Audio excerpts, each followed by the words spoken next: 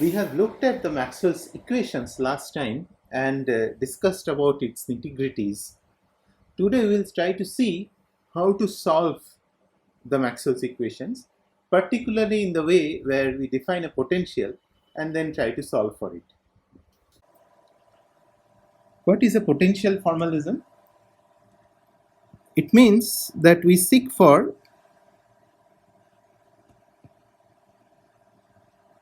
some functions, and these functions are what we call the potentials.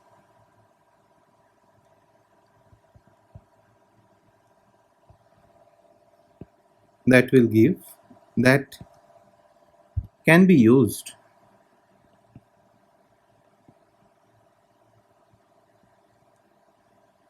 to get E and B.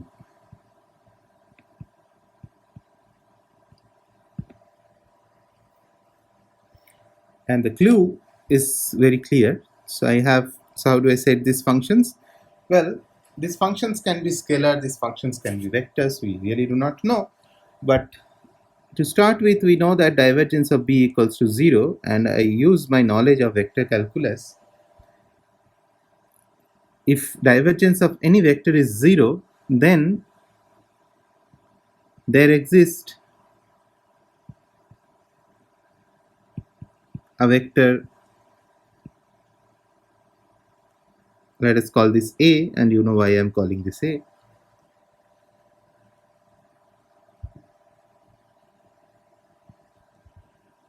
When B can be written as curl of A. Why? Just because curl divergence of curl of any vector is 0.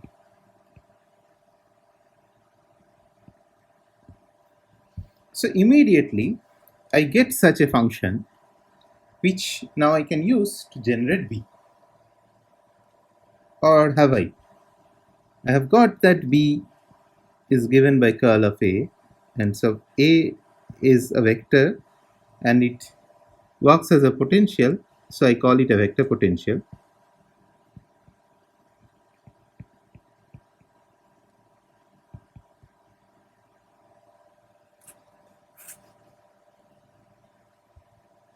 But you see,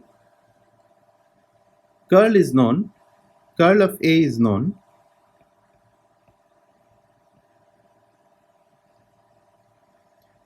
but divergence of A is not known, it's not specified yet, so the vector potential is not fixed yet. That's what we learned from Helmholtz theorem, that both divergence and curl has to be specified.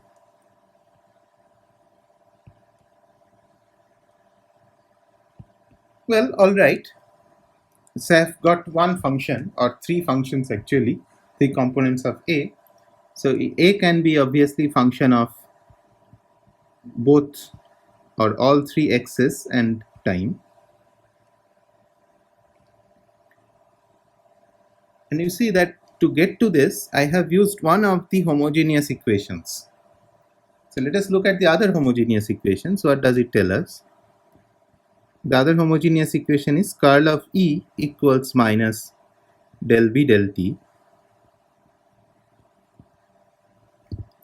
which I can write as curl of E, and B is curl of A, so I can club them together. You can write curl of E plus del A del T.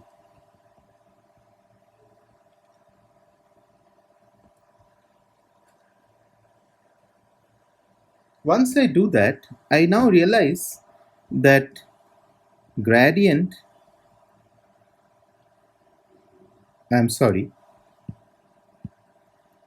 curl of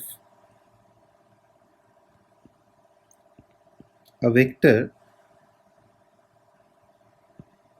is 0, is the 0 vector, means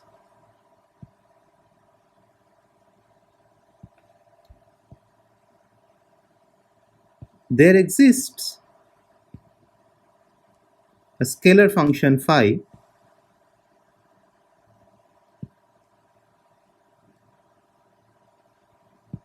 we call the function phi. It's a function of x and t again here,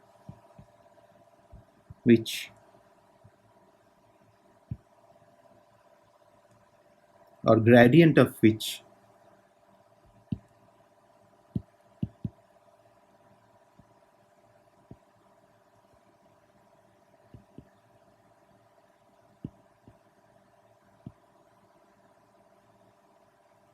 is our vector.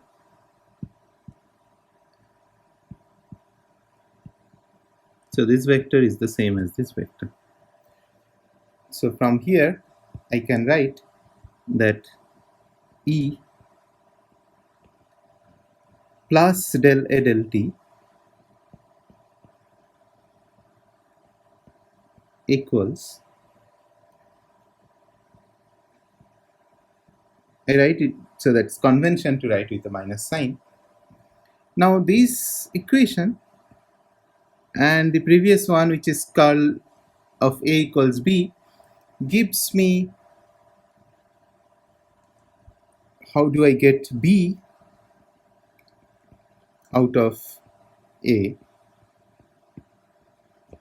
and how do I get E out of now both phi and A. So given the scalar potentials and the vector potentials,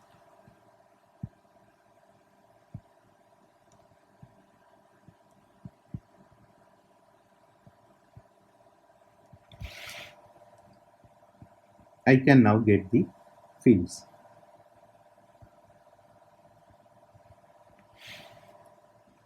You see, still remember that divergence of A is not fixed.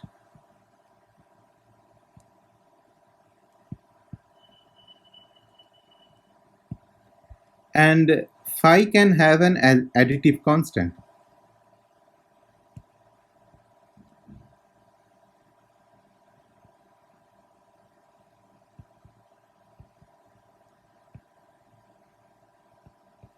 Phi can have an additive constant because only grad phi is appearing here. Well, of course, you immediately also recognize that A can also have an additive constant because only I am taking the derivatives of A. A constant which doesn't depend on either x or t.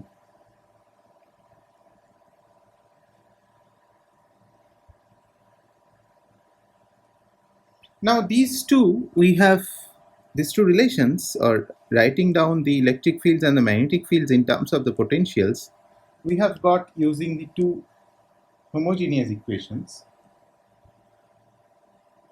Let us try to see what happens if I use the inhomogeneous equations. These two, the homogeneous equations, has allowed us to define what is A and what is phi, and how do we get E and B from them. The inhomogeneous equation should tell us how we get A and phi in terms of J and rho, the sources, and obviously the boundary conditions. So let's start with the first Maxwell's equation. The first one that I have written down, there is nothing called first Maxwell's equation. The divergence of E equals rho by epsilon naught. So this is divergence of minus grad phi minus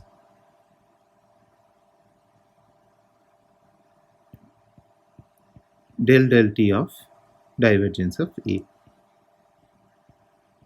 equals rho by epsilon naught. What I do here, this term is nothing but a minus grad square phi. I add to it a term which is epsilon naught mu 0 del 2 phi del T2 and then in the right hand side I write the rest of it. So it is rho by epsilon naught. Remember, rho is also a function of all three x and t, and then I have del t of divergence of A from this term and from this term mu 0 epsilon naught del A del t.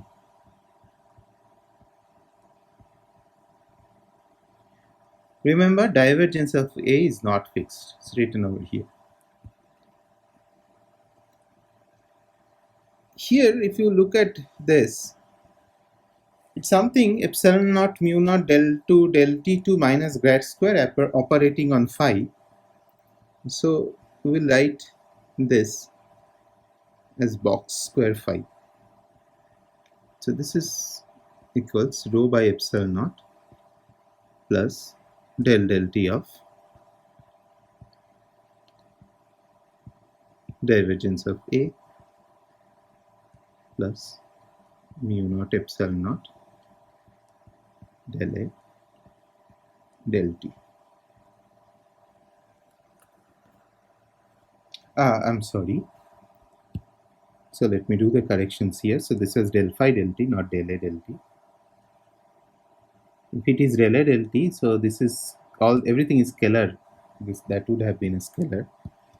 So let me do the correction.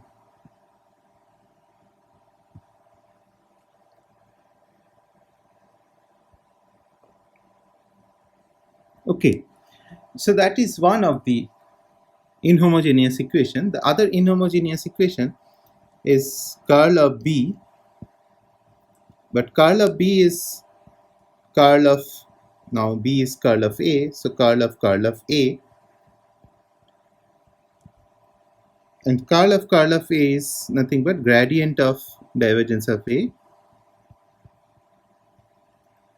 minus Laplacian of A. So let us use that now. So gradient of divergence of A minus grad square A. What is there in the right hand side of that Maxwell's equation?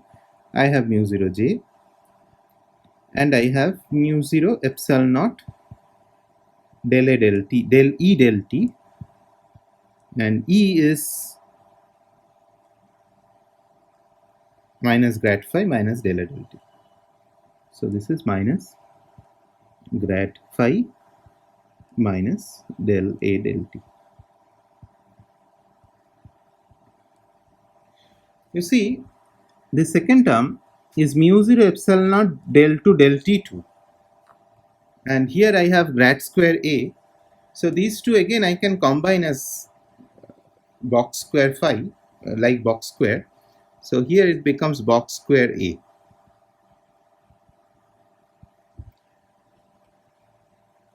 And what do I get in the right hand side? I get mu 0 j plus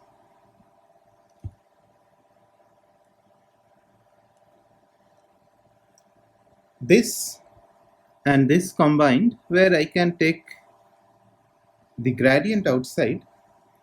Inside, what I am left with is divergence of A from that term.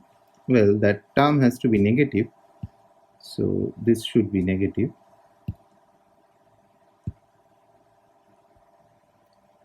And from the other part, I have gradient of this term, which is also negative. So, but that is mu 0 epsilon naught del phi del t. Okay, so what have we got so far in terms of our potentials?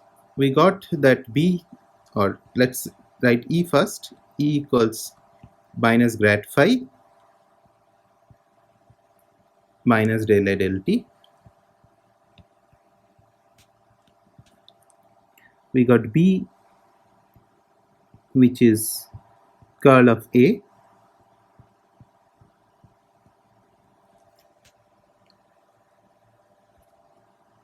and we can write this together with the two inhomogeneous equations,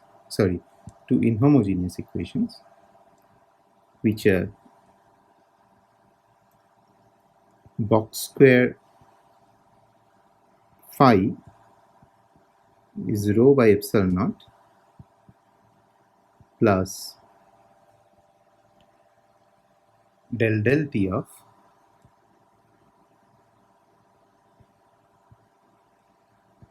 divergence of A plus, let me write 1 by c square for mu 0 epsilon naught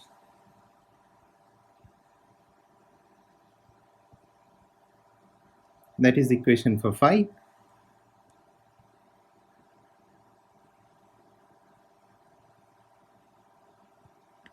Similarly, I get an equation for J.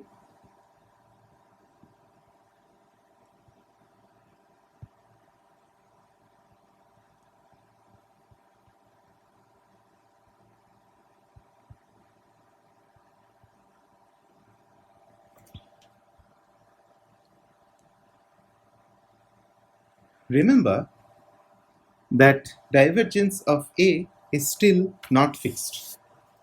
And because divergence of A is still not fixed, I need to specify divergence of A to solve these equations.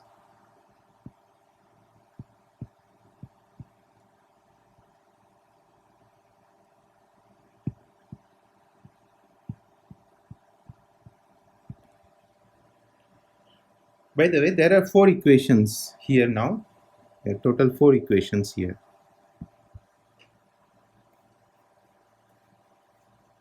So I need to specify divergence of A. So now this is also the equations of classical electrodynamics.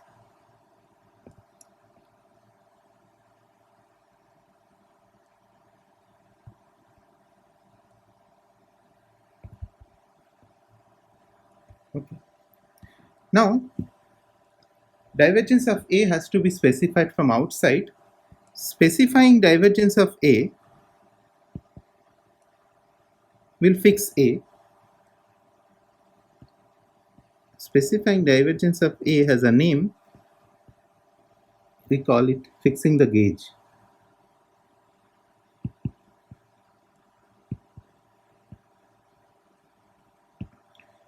See, what's happening here is that when the classical electrodynamics is written in terms of the scalar and the vector potentials, then there is a choice in this scalar and vector potential, which is what you choose for divergence of A. What is the scalar function divergence of A is, what scalar function it is.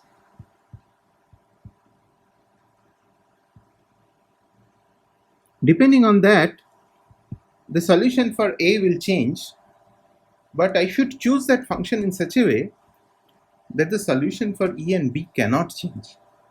If the solution for E and B changes, then obviously I will not get back the same electrodynamics. So let us ask the question, how do we choose A?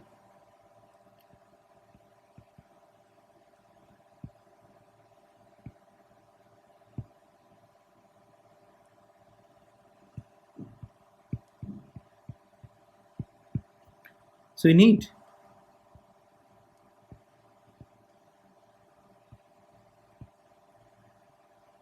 choices which keeps E and B unchanged.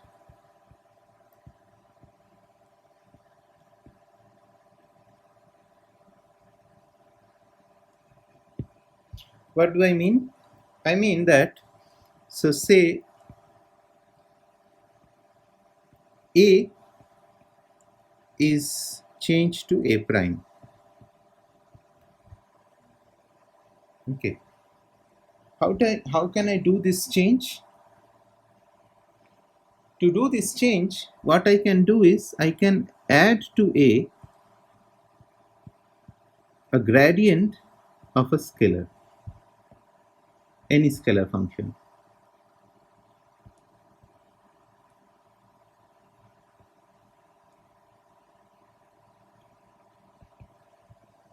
I say I can do that. Why I can do that? Well, if I calculate divergence of A prime, that is now divergence of A plus, sorry, if I calculate curl of A prime, which is my B, which is my B prime, because A has changed to A prime. To calculate B prime, I have to do curl of that. So this is curl of A plus curl of gradient of lambda. But you know that curl of gradient of lambda is 0, that we discussed earlier. So this is just curl of A, which is B. So this transformation keeps B unchanged. So what happens to E if I add gradient of lambda to A? Well, E will change to E prime. So E will change to E prime. And E prime is nothing but minus gradient of phi prime, say. I'm presuming that phi also has to be changed to phi prime, and del A prime del T. Okay. So this is minus gradient of phi prime. I still don't know what is phi prime. But E has to be same as E prime. So E has to be same as E prime. So E, if I write here, it was gradient of phi minus del A del T. And in the primed case, this is del A prime del T, which is del A del T, and then gradient of del lambda del T. If we compare these two, you see that obviously these two are same, so they can be cancelled. I need phi prime to be same as phi minus del lambda del T. So if I change A and phi together, so if I get a solution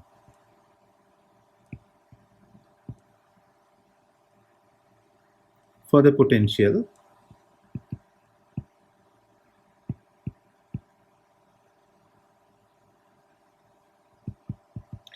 say the solutions are A and phi. Okay. Now I want to change them to A prime and phi prime.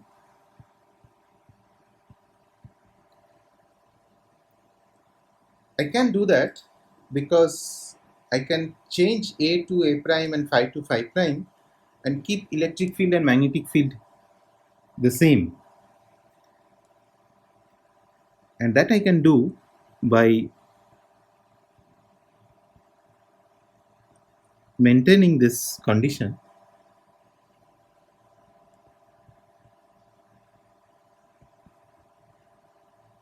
And phi prime is phi minus del lambda del T.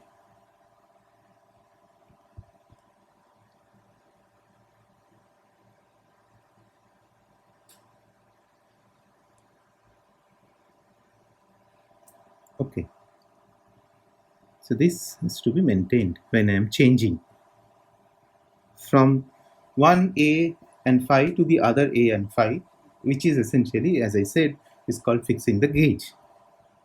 So that gives you a degree of freedom of the field, because you can move around in that degree of freedom, just like you can move around in a degree of freedom of a dynamical system, which does not change the dynamics of the system. Here also I can move around, I can change my lambda in such a way that I can go from a phi to a prime phi prime to a double prime phi double prime, maintaining these relations, my actual dynamics, which depends on E and B only, that will not change. So this is called the gauge degree of freedom. It's an internal degree of freedom of the potentials. This doesn't appear if you try to write down the theory in terms of electric field and the magnetic fields. Now it turns out the description of the theory in terms of the potential is more mathematically correct, and because of that one has to care about the gauge degree of freedom. It's the gauge degree of freedom which gives rise to many different things, which you will learn again later in the course. Now let us come back here where we said that divergence of A is not fixed, and it can be fixed in many different ways, but one automatic choice can be that divergence of A I just set to 0. So then what happens to the equations of phi and A? So choice, and this is particular choice, or all this class of choices are called Coulomb gauge.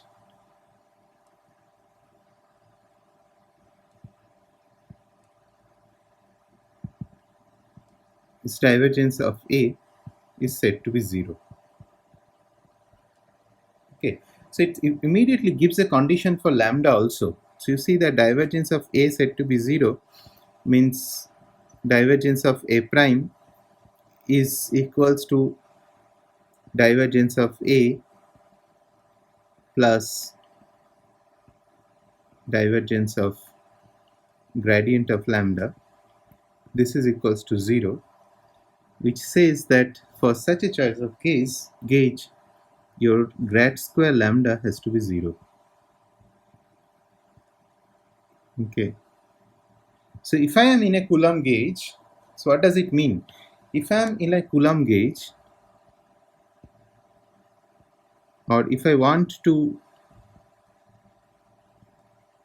go to one potential choice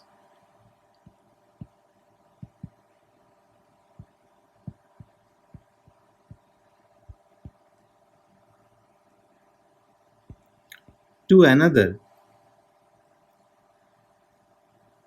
in Coulomb gauge, which means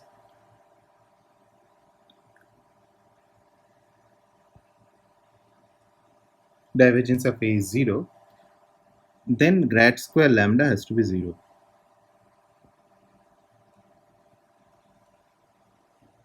Grad square lambda, where lambda is the function which changes from one gauge to the other. Okay, what happens to these equations? Well, you can see that this divergence of A terms will disappear. So this will become grad square phi equals rho by epsilon naught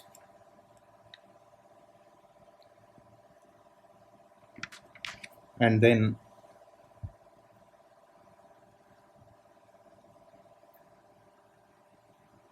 let's have a look. So I'll have divergence of A 0, but then I will have 1 by c square del 2 phi del t2.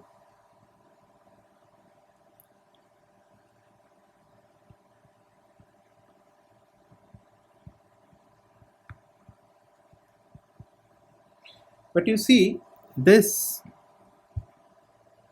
also had a 1 by c square del 2 phi del t2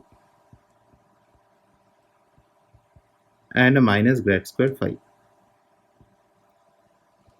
So combining the left hand side written this way, this cancels out. So what I get is the usual looking Poisson equation in an unusual form. Because now both phi and rho depends on x and t.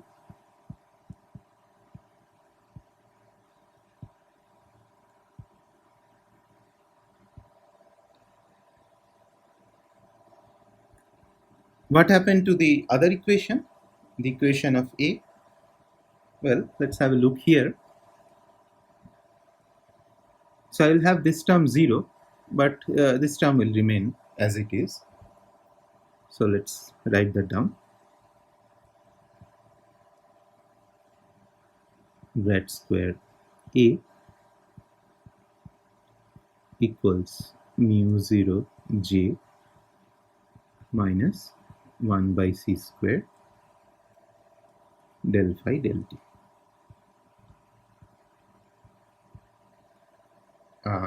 Del phi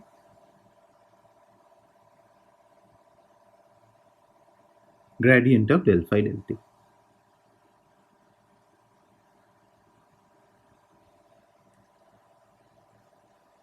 Okay, so that's Coulomb gauge.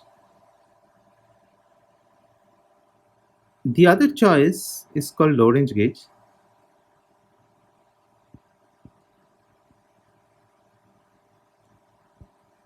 Here, it's very illuminating. If I look at these equations in this form here, what you do is you choose this form to be 0. That's the choice of the gauge.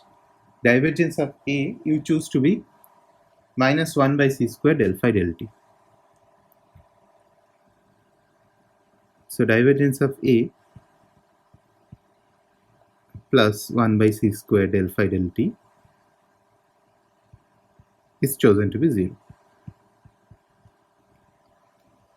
And immediately you see that the equations now becomes of exactly same form. So grad square phi is rho by epsilon naught, and grad square A equals mu 0 j. So in Cartesian, if I write them in Cartesian coordinates,